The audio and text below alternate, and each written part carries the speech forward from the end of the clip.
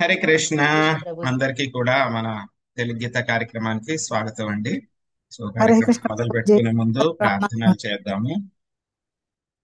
ఓం జ్ఞానాతిమిరాంధస్య జ్ఞానాంజనశలాకయా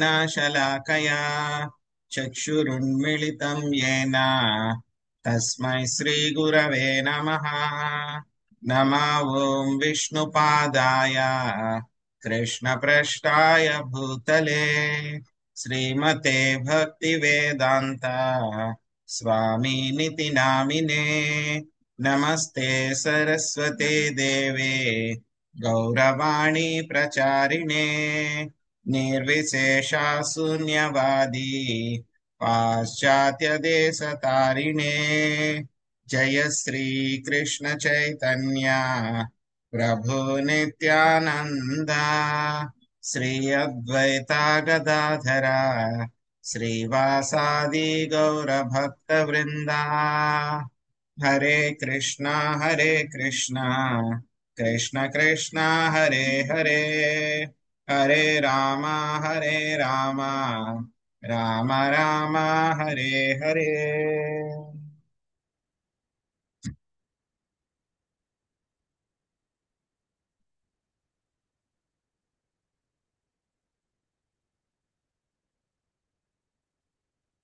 హరే కృష్ణ.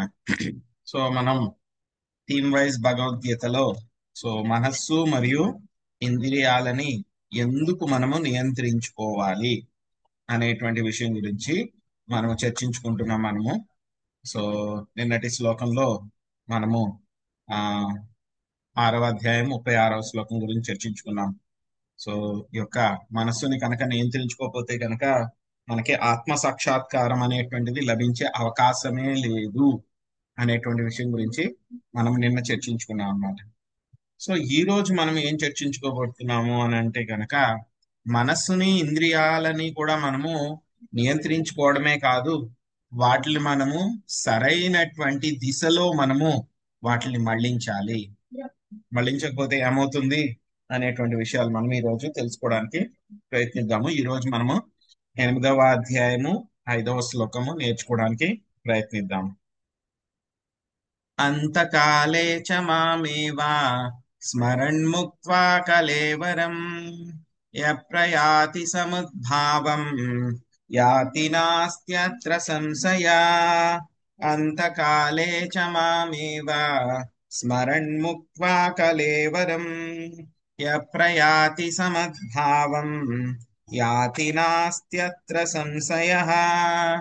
అంతకాలే చ మామేవా స్మరణ్ముక్త్వా కలేవరం యప్రయాతి సముద్భావం యాతి నాస్త్యత్ర సంశయః. ఏమిటి దీనికి శ్లోకానికి అర్థము?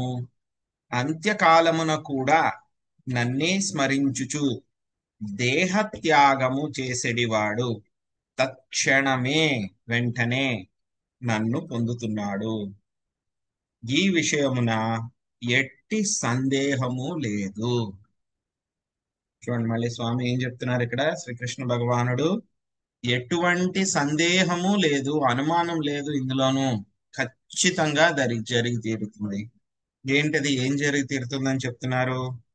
అంత్యకాలమున అంటే మరణ సమయంలో ఎవరైతే కనుక నన్ను స్మరిస్తూ దేహత్యాగం చేసేవాడు వెంటనే నన్ను పొందుతాడు. ఏదో లేటుగా తర్వాత ఎప్పుడో మళ్ళీ ఇంకో జన్మల్లో తర్వాత కాదు, వెంటనే నన్ను పొందుతాడు అని చెప్పేసి మనకి శ్రీకృష్ణ భగవానుడు ఈ శ్లోకంలో మనకి చెప్తున్నారన్నమాట.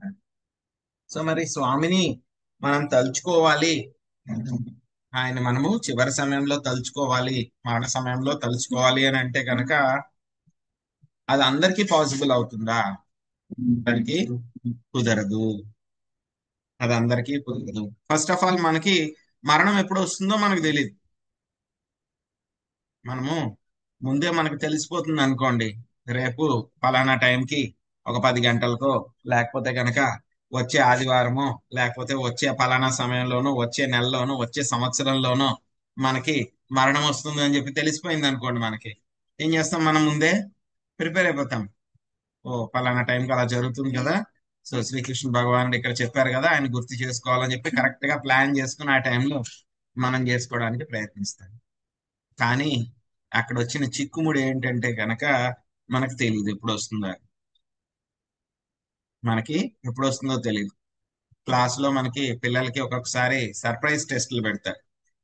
ఏం చెప్పరు, ఎగ్జామ్ ఎప్పుడు ఉంటుంది ఏమని చెప్పరు. సడన్ గా టీచర్ వస్తారు, పలానా 3వ పీరియడ్ లోనో 5వ పీరియడ్ లోనో వస్తారు, వచ్చేసి మీకు ఇంకో టెస్ట్ ఉంది ఇంకో 10 నిమిషాల్లో అని చెప్పి చెప్తారు అంతే.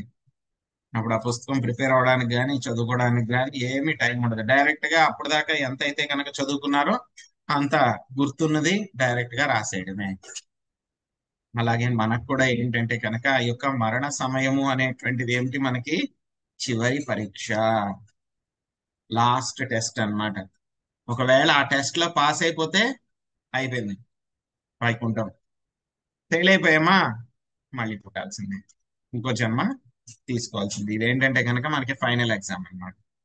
ఒకవేళ కనుక ఆ ఫైనల్ ఎగ్జామ్ తీసుకునేటప్పుడు మన మనస్సు కనుక భౌతిక పరమైనటువంటి కోరికలు, ఉమ్, వేరే ఆస్తులు, కీర్తి పేరు సంపాదించుకోవాలి ఇవన్నీ అని చెప్పి వాటి కోసమే మనం ఆలోచిస్తూ ఉన్నాం అనుకోండి.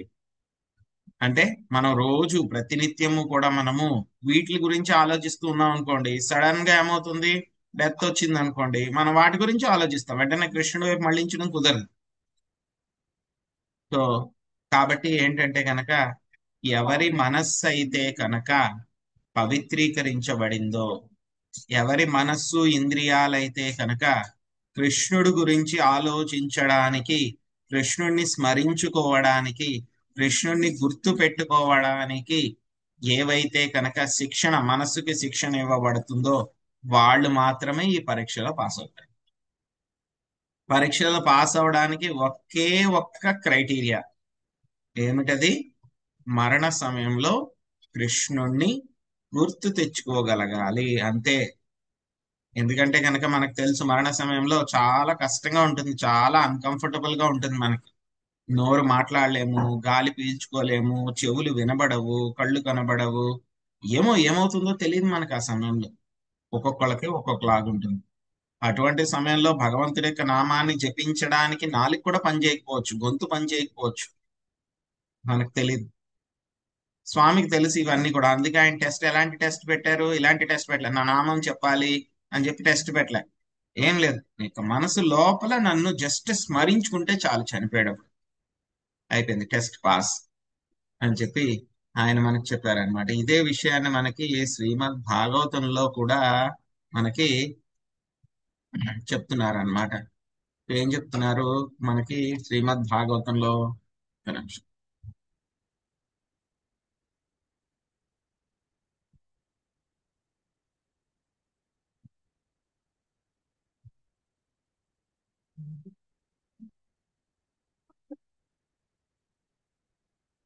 ఒక నిమిషం.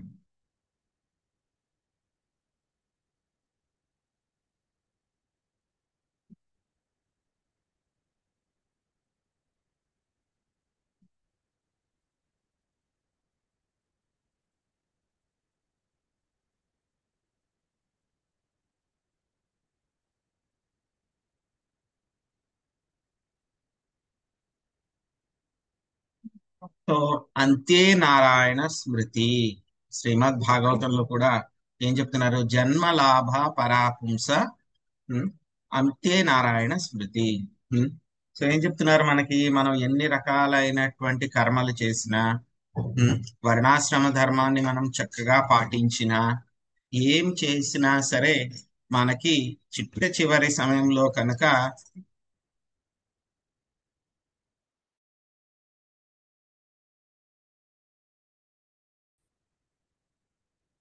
హరే కృష్ణ, మనకి శ్రీమద్ భాగవతంలో 2వ స్కందము 1వ అధ్యాయము 6వ శ్లోకంలో చెప్తున్నారు అన్నమాట. ఏం చెప్తున్నారు మనకి, ఏతావాన్ సాంఖ్య యోగాభ్యాం స్వధర్మా పరినిష్టయా జన్మ లాభా పరా పుంసాం అంతే నారాయణ స్మృతి. సో మొత్తం మనము ఎన్ని రకాలైనటువంటి యోగాలు చేసిన, సాంఖ్య యోగాన్ని అభ్యసించిన, స్వధర్మాన్ని మనం చక్కగా పాటించిన, ఎన్ని చేసినా సరే మనకి ఏంటంటే కనుక సో ఎన్ని రకాలైనటువంటి మనం ఎన్ని రకాలైనటువంటి ఈ యొక్క వర్ణాశ్రమ పద్ధతుల్ని ధర్మాల్ని ఇవన్నీ పాటించినా సరే మనకి జీవితానికి మనకి సార్థకత ఎప్పుడు వస్తుంది అని అంటే కనుక అంతే నారాయణ స్మృతి. చిట్ట చివరిగా మనము ఆ యొక్క నారాయణుని మనము స్మరించుకోగలగాలి, కృష్ణుణ్ణి స్మరించుకోగలగాలి. సో ఏమైపోయింది మనకి, అజామిలుడు ఏం చేశాడు, ఆయన చనిపోయేటప్పుడు చనిపోయే సమయంలో తన యొక్క కుమారుణ్ణి తలుస్తూ ఉన్నాడు అంతే. కుమారుణ్ణి పిలుస్తూ ఉన్నాడు, నారాయణ రా అని చెప్పేసి. ఎప్పుడైతే కనుక ఈ యమదూతలు వచ్చారో వెంటనే ఏమైంది, యమదూతలు వచ్చిన వెంటనే చాలా భయపడిపోయాడు. మొట్టమొదట వాళ్ళు చాలా భయంకరంగా ఉన్నారు, వాళ్ళ యొక్క రూపాలు చాలా భయంకరంగా ఉన్నాయి. వాటిని చూసి ఏమైపోయాడు, ఆయన భయపడిపోయాడు. భయపడిపోయి వెంటనే మరి భయపడితే కనుక ఎవరో ఒకరిని పిలవాలి కదా, ఎవరో ఒకరికి చెప్పాలి. అందుకే దగ్గరలో కుమారుడు అంటే చాలా ఇంట్రెస్ట్, ఆసక్తి అన్నమాట, అటాచ్మెంట్ ఎక్కువ. అందుకని వెంటనే ఏమన్నాడు, నారాయణ నారాయణ నారాయణ అని పిలిచాడు. పిలవడంతో ఏమైంది, నలుగురు విష్ణుదూతలు వెంటనే వచ్చారు అజామిలుడిని రక్షించడానికి. సో అజామిలుడు అక్కడ ఏం చేశాడు, నారాయణ అని చెప్పి పిలిచాడు ఆయన. ఎలాగ పిలిచాడు ఆయన, ఎటువంటి నామ అపరాధాలు లేకుండా పిలవగలిగాడు. అంటే శుద్ధ నామాన్ని చేయలేకపోయాడు గాని, బట్ నామ అపరాధాలు లేవు, కనీసం అపరాధాలు లేకుండా అజామిలుడు ఆ యొక్క స్వామిని తలుచుకున్నాడు. కాబట్టి ఏమైంది, వెంటనే విష్ణుదూతలు వచ్చి రక్షించారు. సెకండ్ ఛాన్స్, రెండో అవకాశము అజామిలుడికి వచ్చింది. కానీ అందరికీ కూడా అటువంటి ఛాన్స్ వస్తుందా అని అంటే కనుక లేదు, చాలా రేర్. మళ్ళీ next life, next time better luck. ఎలా అయితే కనుక భరత్ మహారాజ్కి ఏమైంది, ఆయన చనిపోయేటప్పుడు జింక గురించి ఆలోచించాడు. ఆయన జింక గురించి ఆలోచించాడు, ఏమైపోయింది, వెంటనే జింక శరీరమే వచ్చింది. కానీ భక్తి చేసినందు మూలంగా ఏమైంది ఆయనకి, కనీసం నేను ఇంతకు ముందు జన్మలో భరత మహారాజుని, వృషభదేవుని యొక్క కుమారుణ్ణి, మొత్తం భూమండలాన్ని అంతా నేను పాలించాను అనేటువంటి విషయం ఆయనకి గుర్తుంది. కాబట్టి మరుసటి జన్మలో ఏమయ్యాడైనా చాలా జాగ్రత్త పడ్డాడు. ఆ తర్వాత మళ్ళీ మూడో జన్మలో గాని ఆయనకి మళ్ళీ భగవద్ధామానికి వెళ్ళే అవకాశం రాలేదు. థర్డ్ ఛాన్స్ లో ఆయనకి.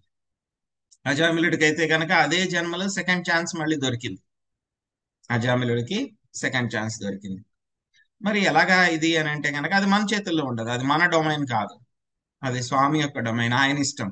ఆయన కావాలంటే కనుక మళ్ళీ సెకండ్ ఛాన్స్ ఇవ్వచ్చు, లేదు అని అంటే కనుక try next time, better luck next time అని చెప్పేసి మళ్ళీ మనని ఇంకోసారి ప్రాక్టీస్ చేయడానికి పంపించేయచ్చు అన్నమాట. సో కానీ ఇక్కడ మనం గుర్తుపెట్టుకోవాల్సిన విషయం ఏంటి అని అంటే కనుక, ఈ యొక్క ఈ విధంగా మనం ఎగ్జామ్ లో పాస్ అవ్వాలి అని అంటే కనుక మన యొక్క మనస్సు ఇంద్రియాలు మన ఆధీనంలో ఉండాలి. మొట్టమొదటిది ఏంటి, మనస్సు ఇంద్రియాలు మన ఆధీనంలో ఉండాలి. ఇవి రెండు మన ఆధీనంలో లేకపోతే కనుక ఖచ్చితంగా ఫెయిల్ అవుతాం ఈ ఎగ్జామ్ లో. 100% ఫెయిల్ అవ్వడం 100% గ్యారంటీ. మనసు ఇంద్రియాలు మన కంట్రోల్లో ఉంటే కనుక సక్సెస్ రావడానికి కొంచెం అవకాశం ఉంటుంది, అయిపోవచ్చు కూడా. కానీ ఇంద్రియాలు మనస్సు కనుక మన కంట్రోల్లో లేకపోతే తప్పకుండా ఫెయిల్ అవుతాం అన్నమాట. సో కాబట్టి మనకి ఒక మనస్సు ఇంద్రియాలని మనము చక్కగా నియంత్రించుకోగలగాలి. నియంత్రించుకోవడము అని అంటే కనుక మనం వాటిని ఏదో బలవంతంగా వాటిని ఏదో అణగదొక్కేసి వాటిని ఏమో అది చేయకూడదు ఇది చేయకూడదు అని చెప్పేసి వాటిని చాలా నిర్బంధాలు పెట్టేసి వాటిని ఇచ్చేసేయడం కాదనమాట. ఏం చేయాలి, మన మనస్సు ఇంద్రియాలు ఏవైతే ఉన్నాయో వాటిని అలాగే ఉంచాలి. ఉంచి వాటిని ఏం చేయాలి, అవి తప్పుదారిలో వెళ్తున్నాయి ఇప్పుడు మనకి. ఎక్కడికి వెళ్తున్నాయి, ఇంద్రియార్థాలు భౌతిక భోగాలు వీటి వైపు వెళ్తున్నాయి అవి. కాబట్టి వాటిని ఏం చేయాలి, ఫస్ట్ ముందు వాటిని స్టాప్ చేయాలి, ఆగా స్టాప్ చేయాలి. స్టాప్ చేసిన తర్వాత వాటిని ఏం చేయాలి, దారి మళ్లించాలి. ఎటు మళ్లించాలి, శ్రీకృష్ణ భగవానుడి వైపు, ఆయన యొక్క నామ రూప గుణ లీలల వైపు మనము దారి మళ్లించాలన్నమాట.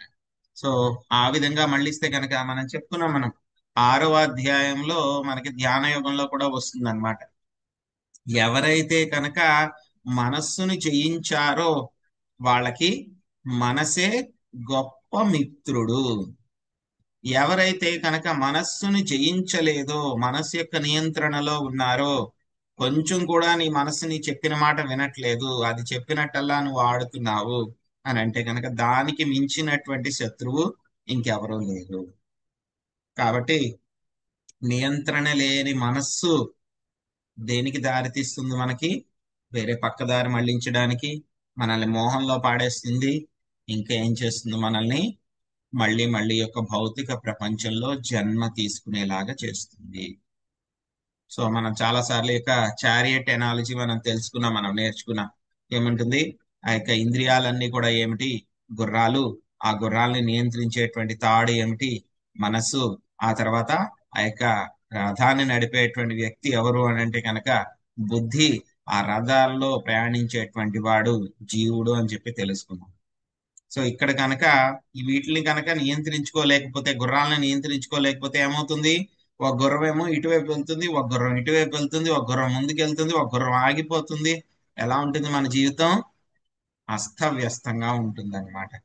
వెళ్ళాల్సిన డెస్టినేషన్ కి వెళ్ళలేకపోగా మనం ఎక్కడ పడితే అక్కడ డైవర్ట్ అయిపోయి, డీవియేట్ అయిపోయి, రకరకాల బాధలు పడుతూ, ఆగిపోతూ, వెళ్తూ, తప్పుదారిలోనే వెళ్తూ రకరకాల కష్టాలు, బాధలు అని అనుభవిస్తున్నాం. సో కాబట్టి ఈ యొక్క బుద్ధి మనకి బలహీనంగా ఉండి, మనసు కూడా బలహీనంగా ఉంటే కనుక ఏమవుతుంది? ఈ ఇంద్రియాలన్నీ కూడా మనల్ని చాలా బాధ పెట్టేస్తాయి అన్నమాట. సో కాబట్టి ఈ యొక్క మనస్సు, ఈ యొక్క ఇంద్రియాలు రెండింటినీ కూడా మనము చక్కగా వాటిని నియంత్రించుకోగలగాలి. ఎలాగ మనము వాటిని మనం నియంత్రించుకోగలగాలి అని అంటే కనుక మనకి ఆ, సవై మన కృష్ణ పాదార విందయోర్ వాచాంసి వైకుంఠ గుణానువర్ణనే. సో మనకి అంబరీష్ మహారాజ్ చేశారు. ఏం చేశారు? మనసుని ఏం చేశారు? ఆయన శ్రీకృష్ణ భగవానుడి యొక్క పాద పద్మాల మీద ఆయన మనసును ఉంచారు. ఆ తర్వాత ఆయన యొక్క మాటని ఏం చేశారు? ఆయన శ్రీకృష్ణ భగవానుడిని కీర్తించడానికి ఆయన ఉపయోగించారు. సో అన్నిటికంటే కూడా చాలా ముఖ్యమైనటువంటి ఇంద్రియం ఏమిటంటే కనుక నాలుక అన్నమాట. దీన్ని నియంత్రించగలిగితే గనక మిగతా ఇంద్రియాలన్నీ కూడా ఆటోమేటిక్ గా లైన్ లోకి వస్తాయి. ముందు ఫ్రంట్ అండ్ ముందుండే ఏంటి? నాలుక అన్నమాట. ఏ విధంగా నాలుకను మనం నియంత్రించాలి? ముందుగా మనము నాలుకని కేవలము కృష్ణ నామాన్ని మనము చేయడానికి మాత్రమే ఉపయోగించాలి. నాలుకను మనము కృష్ణుడి గురించి చెప్పడానికి మాత్రమే ఉపయోగించాలి. నాలుకను మనము దేనికోసం ఉపయోగించకూడదు? మనము నాలుకని మిగతావి ప్రాపంచిక విషయాలు, గ్రామ్య కథలు ఏవైతే ఉన్నాయో వాటి గురించి మనము మాట్లాడడానికి మన యొక్క నాలుకని ఉపయోగించకూడదు. ఆ తర్వాత నాలుకని దేనికి ఉపయోగించాలి?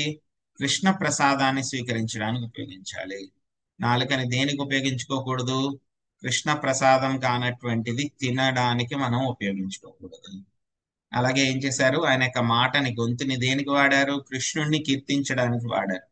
చేతులని ఆ యొక్క ఏదైతే టెంపుల్ దేవస్థానాన్ని ఆయన క్లీన్ చేయడానికి వాడారు, శుభ్రపరచడానికి. చెవులని కృష్ణ కథ వినడానికి, కళ్ళని కృష్ణుడి యొక్క రూపాన్ని, విగ్రహాన్ని చూడడానికి, నాలుకని కృష్ణ ప్రసాదాన్ని స్వీకరించడానికి, కాళ్ళని పుణ్యక్షేత్రాలకు వెళ్ళడానికి, అదేవిధంగా మందిరం చుట్టూ ప్రదక్షిణం చేయడానికి వాడారు ఆయన.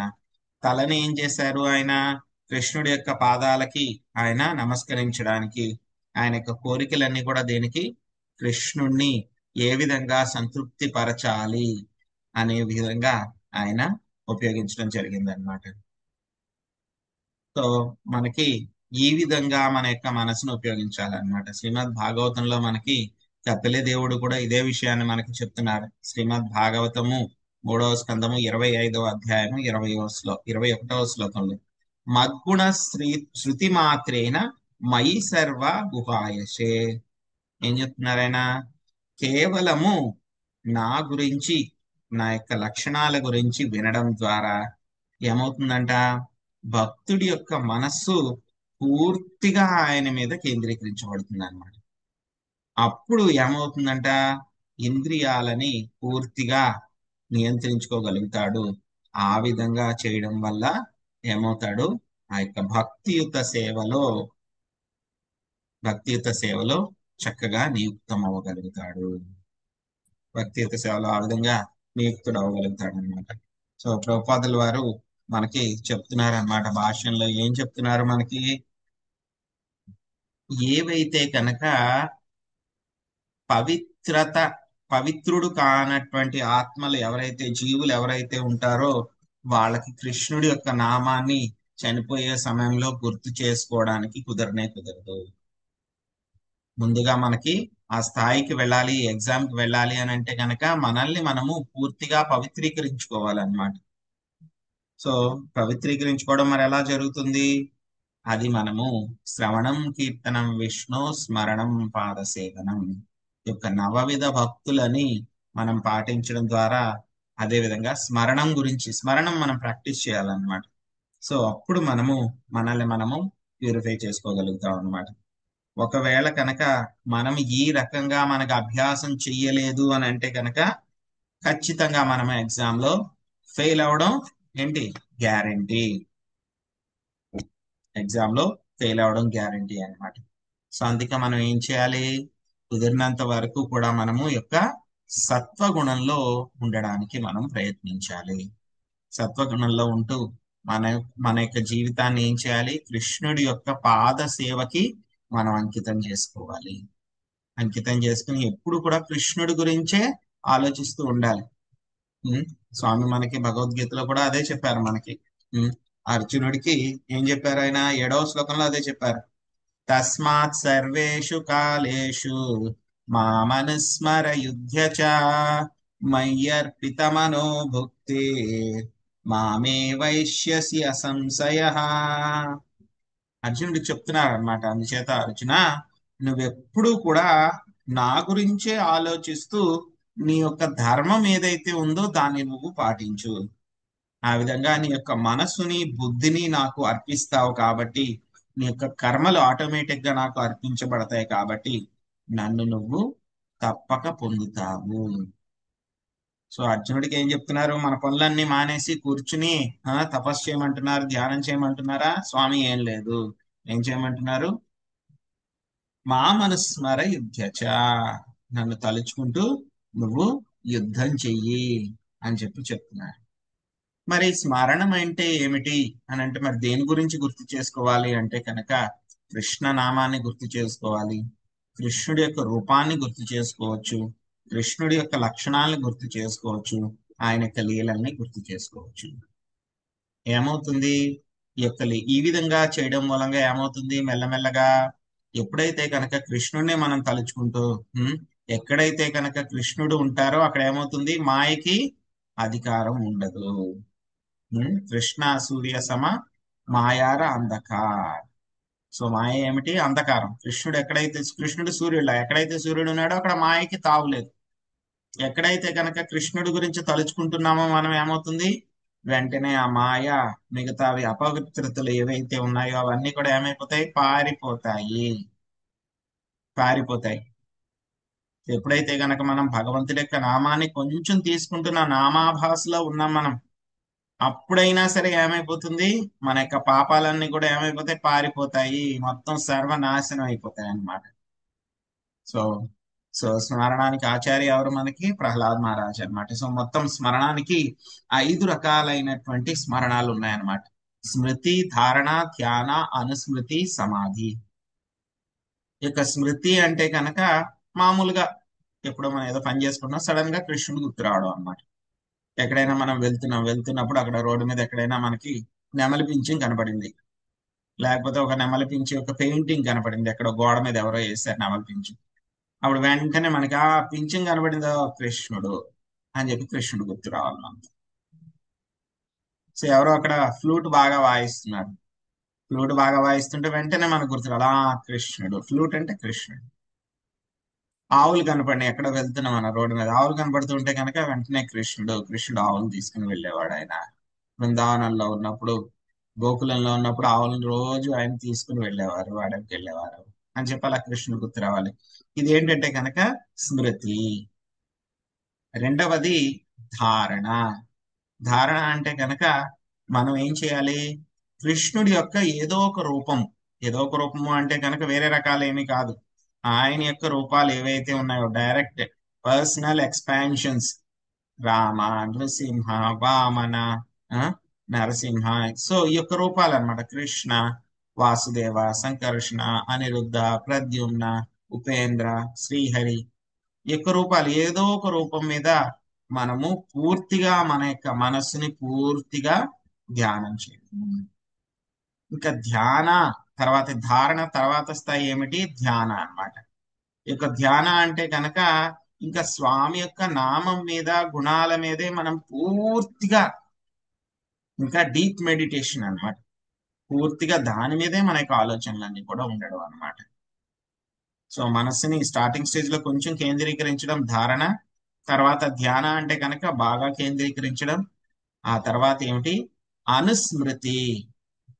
స్మృతి తర్వాత ఏమిటి? అనుస్మృతి వస్తుంది. అనుస్మృతి అంటే కనుక ఇంకెప్పుడు కూడా కృష్ణుడి గురించి ఆలోచిస్తూ ఉండడం అన్నమాట, బ్రేక్ లేకుండా. ఇందాక ఏమిటి, మనం ఎక్కడో నెమలి పింఛం కనబడితే కనుక కృష్ణుడు గుర్తొచ్చారు. కానీ ఈ యొక్క అనుస్మృతి స్థాయిలో ఏమిటి? ఇంకా ఆగరు అన్నమాట. ఇంకా ఎప్పుడు కూడా కృష్ణుడి గురించే ఆలోచనలు, ఎప్పుడు కృష్ణుడి గురించే ఆలోచన. అది అనుస్మృతి స్థాయి అన్నమాట. ఇంకా అన్నిటికంటే కూడా చాలా హయ్యెస్ట్ స్థాయి ఏమిటి అని అంటే కనుక సమాధి. ఈ స్థాయిలో ఏంటి? కృష్ణుడి మీదే పూర్తిగా మనసంతా కూడా ధ్యానం మీద లగ్నం అయిపోవడము.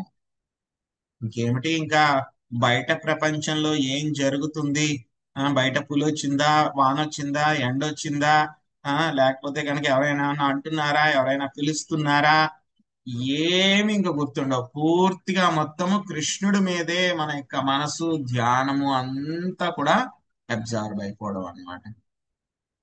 సో ఇవి 5 రకాలైనటువంటి యొక్క స్మరణం యొక్క స్థాయిలు అన్నమాట. ఎందుకు మనం ఈ యొక్క స్మరణాన్ని ఆశ్రయించాలి అని అంటే కనుక ఏమవుతుంది, మనము ఎప్పుడు కూడా స్వామిని గురించే మనం ఆలోచిస్తే గనక మనకున్నటువంటి భౌతిక పరమైనటువంటి కోరికలు ఏవైతే గనక భౌతిక కోరికలను చేయాలి అని చెప్పేసి ఆ యొక్క భావనలు అవన్నీ కూడా లాగుతూ ఉంటాయి కదా మనల్ని, అవన్నీ కూడా మనకి పోతాయి అన్నమాట. రెండోది ఏమిటి? ఈ యొక్క ఎగ్జామ్ ప్రిపరేషన్. ఈరోజు టాపిక్ అదే కదా మంది. సో ఎగ్జామ్ ప్రిపరేషన్ ఏదైతే ఉందో ఎగ్జామ్ ప్రిపరేషన్ బాగా జరుగుతుంది. ఈ స్మరణం మనం ప్రాక్టీస్ చేస్తే కనుక ఎగ్జామ్ లో పాస్ అయిపోవచ్చు. లక్కీ అయితే కనుక ఒక్కొక్కసారి బాగా స్మరణం ప్రాక్టీస్ చేస్తే కనుక పర్ఫెక్ట్ గా మనము పాస్ అయిపోవచ్చు అన్నమాట. ఇంకా ఈ స్మరణం ఏం చేస్తుంది అని అంటే కనుక మన యొక్క భక్తిని చాలా గాఢంగా అయ్యేలాగా చేస్తుంది అన్నమాట. అసలు ఈ భక్తి అనేటువంటిది ఎంత లోతైన విషయము అని అంటే కనుక సముద్రం కంటే కూడా చాలా లోతైన విషయం భక్తి. సముద్రం కంటే కూడా చాలా లోతైనటువంటి విషయం అన్నమాట. ఏమవుతుంది మనకి, ఈ విధంగా భక్తి మనకి పెరిగితే కనుక ఏమవుతుంది, స్పాంటేనియస్ గా అన్నమాట. మనకి ఎవరు చెప్పక్కర్లేదు కృష్ణుడికి నువ్వు జపం చెయ్యని, కృష్ణనామం చెయ్యని, కృష్ణుడి గురించి కీర్తన చెయ్యని ఎవరు చెప్పక్కర్లేదు. అప్పటికప్పుడు మనకే అనిపిస్తుంది, వెంటనే చేసేస్తాం మనం. వెంటనే మనము చేసేస్తాం అన్నమాట. కృష్ణుడి యొక్క లీలలు అంటే కూడా మనకి చాలా అబ్జార్ప్షన్. అదే మనం మళ్ళీ మళ్ళీ వినాలి అని అనుకుంటాం. ఇంకా ఈ స్మరణం చేస్తే కనుక ఏమవుతుంది, మిగతా అంగాలు ఏవైతే ఉన్నాయో శ్రవణం, కీర్తనం, ఆ, అర్చనం, వందనం, దాస్యం, వీటినన్నిటినీ కూడా ఇంకా చాలా ప్రభావితంగా చేస్తుంది అన్నమాట. మరి స్మరణం రావాలి, మరి నేను ఆ స్థాయికి ఎప్పుడు వెళ్తాను, ఇవన్నీ కూడా ఏమిటి, వచ్చేటువంటి మంచి విషయాలు అన్నమాట, ఫలితాలు అన్నమాట. మరి ఆ స్థాయికి నేను వెళ్ళాలి అని అంటే కనుక మరి ఎలా వెళ్తాను నేను ఆ స్థాయికి? సో మనకి ప్రభుపాద్ గారు మళ్ళీ మళ్ళీ చెప్తారు, అందులోనూ ఈ యొక్క అంతకాలే చమామేవ శ్లోకంలో అయితే కనుక 2 సార్లు ప్రభుపాద్ గారు హరే కృష్ణ హరే కృష్ణ కృష్ణ కృష్ణ హరే హరే హరే రామ హరే రామ రామ రామ హరే హరే 2 సార్లు చెప్పారు. ఈ యొక్క నామాన్ని తీసుకోండి, నామాన్ని తీసుకోండి అని చెప్పి 2 సార్లు చెప్పారు అనమాట. సో కాబట్టి మనం ఏం చేయాలి, మరి ఇక స్మరణం మనకి బాగా పెరగాలి అని అంటే కనుక ఏం చేయాలి? జపాన్ని చేసేటప్పుడు, మనం ప్రతిరోజు జపం చేస్తున్నాం కదా, జపం చేసేటప్పుడు మనము చాలా శ్రద్ధతోటి అటెంటివ్ గా జపం చేయాలి. ఏం చేయాలి మనము? ఆ యొక్క నామం మీద, నామం యొక్క శబ్దం మీద, అదే విధంగా నామం యొక్క అర్థం మీద మనము మన యొక్క మనసుని కేంద్రీకరించాలి. అటు ఇటు ఆలోచనలు వెళ్లకుండా ఆ పనులు చేయాలి, ఈ పనులు చేయాలి అని ప్లానింగ్ చేయకుండా కేవలం నామాన్ని వినడం మీదే మనము ఫోకస్ పెట్టాలన్నమాట. తర్వాత ఇంకెలాగ మరి శ్రవణం పెరుగుతుంది అని అంటే కనుక రాధాకృష్ణుల యొక్క కృష్ణుడి యొక్క లీలలు ఏవైతే ఉన్నాయో వాటిలన్నిటినీ కూడా మనము ఏం చేయాలి, చదవాలి. చదివితే గనక ఏమవుతుంది, మనకి ఆ యొక్క లీలలన్నీ కూడా చదివితే మనకి ఏమవుతుంది, మనము వాటిలన్నిటిని కూడా బాగా వాటిల్లోనే మనం అబ్జర్వ్ అయిపోతాం. అబ్జర్వ్ అయిపోతే కనుక బాగా లీలలను చదివితే కనుక ఏమవుతుంది, మన కళ్ళకు కట్టినట్టు అనిపిస్తుంది ఒక్కొక్కసారి, అంతలాగా అనిపిస్తుంది అన్నమాట. తర్వాత ఏం చేయాలి మనము, ఎవరైతే కనుక అటువంటి స్థాయిలో ఎవరైతే భక్తులు ఉన్నారో, స్మరణం బాగా ఎక్కువ ఎవరికైతే ఉందో అటువంటి భక్తులతోటి మనం కూడా ఉండాలి. కూడా ఉంటే కనుక ఏమవుతుంది, ఎలా అయితే కనుక ఒక వ్యక్తికి ఏదైనా సరే ఒక మంచి లక్షణం ఉందనుకోండి, మనకు కూడా అదే లక్షణం వచ్చేస్తుంది. ఒక ఇనప రాడ్ ఉందనుకోండి, అదేంటి నిప్పులో ఎప్పుడు కూడా ఉందనుకోండి, నిప్పు యొక్క సాంగత్యంలో ఉంది, ఏమైపోతుంది కొంతసేపటికి అది కూడా వేడిగా అయిపోతుంది. అలాగే నిప్పు ఎలాగైతే ఉందో ఎర్రగా, అది కూడా అలా ఎర్రగా అయిపోతుంది. అలాగే మనం కూడా ఇటువంటి శుద్ధ భక్తులు ఎవరైతే ఉన్నారో, ఎవరైతే బాగా స్మరణం చేస్తున్నారో వాళ్ళ పక్కనే కూర్చోవాలి వెళ్ళి. అప్పుడు ఏమవుతుంది, మనకు కూడా ఆ మంచి మంచి లక్షణాలన్నీ కూడా వచ్చేస్తాయి అన్నమాట. ఆ తర్వాత ఇంకేం చేయాలి, స్మరణం పెరగాలి అని అంటే కనుక కృష్ణుణ్ణి మన జీవితంలో పెట్టుకోవాలి. సో మన ఇంట్లో కృష్ణుడి యొక్క విగ్రహము పెట్టుకుని పూజించాలి. కృష్ణుడి యొక్క ఫొటోస్ పెట్టుకోవాలి ఇంట్లోనూ, ప్రతి గదిలోనూ ఇంచుమించు. సో అలా పెట్టుకుంటే ఏమవుతుంది, ఎక్కడ చూసినా సరే మనకి కృష్ణుడే కనబడతాడు, ఎక్కడికి వెళ్ళినా కృష్ణుడే కనబడతాడు.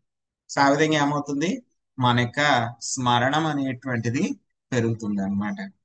సో ఈ విధంగా చేయడం మూలంగా మన యొక్క స్మరణాన్ని ఇంప్రూవ్ చేసుకుంటే కనుక ఏమవుతుంది, మనం ఆ యొక్క మనస్సు ఇంద్రియాలు ఆటోమేటిక్ గా కృష్ణుడి మీదే ఉంచబడతాయి. ఉంచబడితే కనుక ఆటోమేటిక్ గా ఋషికేన ఋషికేశ సేవనం భక్తి రుచ్యతే. సో ఏమిటి, ఆ యొక్క ఋషికేశుడు అయినటువంటి శ్రీకృష్ణ భగవానుడి పైనే మన యొక్క ఋషికములు ఇంద్రియాలను మనం ఆయన యొక్క సేవలో ఉపయోగిస్తే కనుక ఏమవుతుంది, దాన్నే ఏమంటారు, భక్తి ఉచ్యతే, భక్తి అని చెప్పి చెప్పబడుతుంది.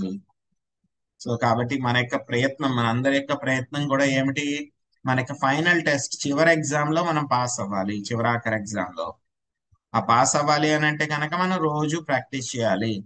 ప్రాక్టీస్ లేకుండా ఎవ్వరు కూడా ఆ టెస్ట్ పాస్ అవ్వరు. ఏదో ఆ టైంలో నేను కాపీ కొట్టేస్తాను, ఎవరో పక్క వాళ్ళు నాకు వచ్చి పేపర్ చూపిస్తారు అని అంటే కనుక అవన్నీ జరగవు.